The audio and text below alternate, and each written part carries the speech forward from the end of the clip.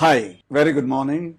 A few weeks back, I had recorded a video related to a flight from Calcutta to Chennai, and that was in the year 1987. Now, the appreciation for taking charge of a situation, the appreciation for going beyond a normal role, the appreciation for having a social consciousness and a holistic responsibility, all these points were well made. But there were also a few statements of concern. One of our friends had stated that, look, if the spirit was there in 1987, and if you look at the current situation, there seems to be a terrible deterioration and slide down. And why is this happening? So I wanted to respond to that. I do not think that there is a significant deterioration per se. In fact, I find that there is a sensitivity, a heightened awareness about social issues now than before. I think the emergence of the electronic communication, the emergence of the digital world, the emergence of artificial intelligence, all these things are making the transfer of data, information, and knowledge so much more possible today. So I would say that in terms of the opportunities of developing awareness today that's existing in the world is probably 50 times, maybe 100 times better than what it was in the late 80s. So if that opportunity is there, it's really a question of using the maturity and discretion to know the difference between data, information, knowledge, and true awareness or wisdom.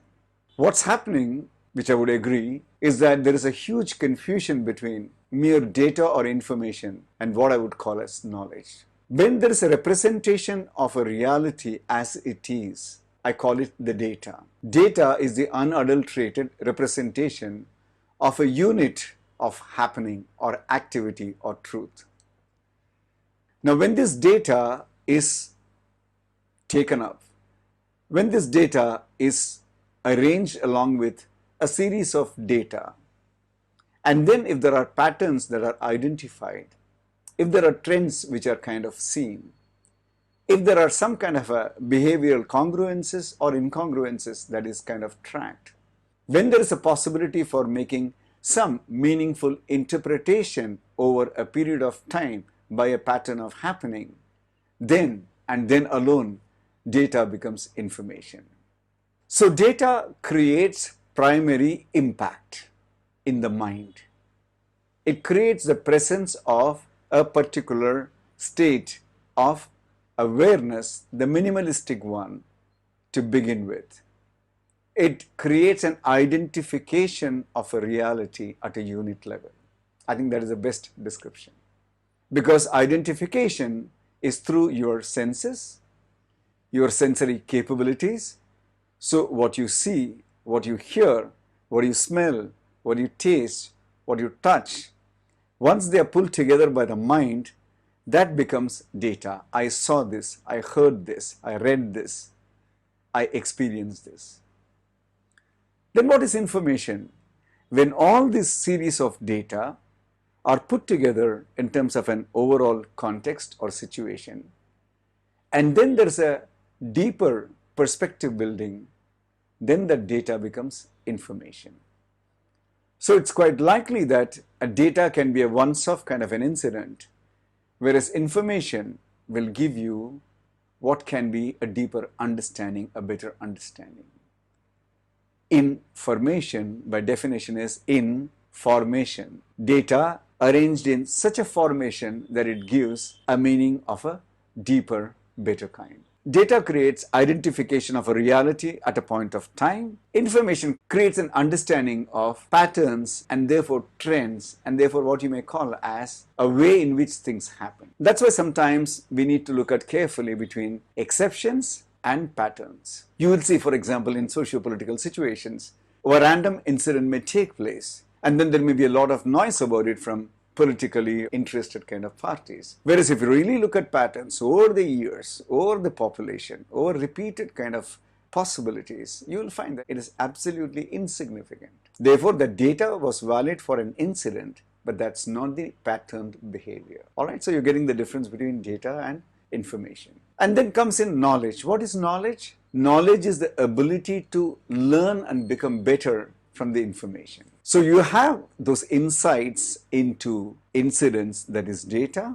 Then you have deeper understanding of patterns, of ways of behavior from information. And then from that, when you say, hey, we need to become even better than this current situation, we need to actually improve these patterns, and then you start applying what you learn from those data and information. That's when you become knowledgeable. So knowledge is when there's an application of data and information for betterment. Knowledge makes things better. All right, so we got a clarity about data and information and about knowledge. Why am I talking about it? We need to take this complete current context of existence, the current reality of the world, with these three things in mind. There is one hell of a data that is getting generated. There are tons and tons of information that are getting dumped in the social media, Facebook, Twitter, Instagram. So what's actually happening is we are becoming a world of highly distracted people. Why? The beginning, data is about identification. Your eyes are drawn, and today our eyes are drawn so much. 25 years back, you didn't have people having this posture 80% of the time. Today, with a mobile in hand, this has become our 80% of the time posture, isn't it? It was never there. The human being's physical behavior is changing. Distraction. Yeah, it's a useful tool, but it's also a source of distraction. You're all the time pulled into this. Your whole life depends on this. 25 years back, you looked up, you looked around, you looked at people. To that extent, engagement with people has become lesser. Engagement or involvement with tools and gadgets have become more. So to that extent, the human sensitivity to be alive to situations has certainly gone down. But the human data and information related to what's happening and what's not happening, all kinds of data and information is getting so much churned and so much dumped, there is a constant mental distraction. And of course, the mind, by its conditioning, is so happy in indulging in opinionating and opinion manufacturing. So you just keep on playing with data and information.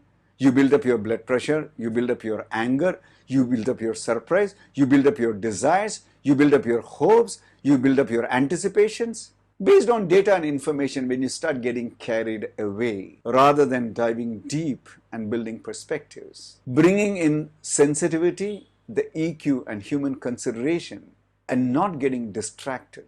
When you start getting focused, when you start getting more engaged with the environment, which means when we start having much more of conscious living, more engaged living environment, we become a much better society. So my dear friends, the invitation is for us not to just getting caught up with data dumping and information ocean and then, getting all over the place, splashing around. I think we need to recognize that data and information is most of the time about the external reality. Becoming knowledgeable and becoming wise is how you take all of that insight, add human sensitivity, add principle-centeredness, add the fundamental truth of existence, that we are all the same energy source, the soulful source, the Atmic source.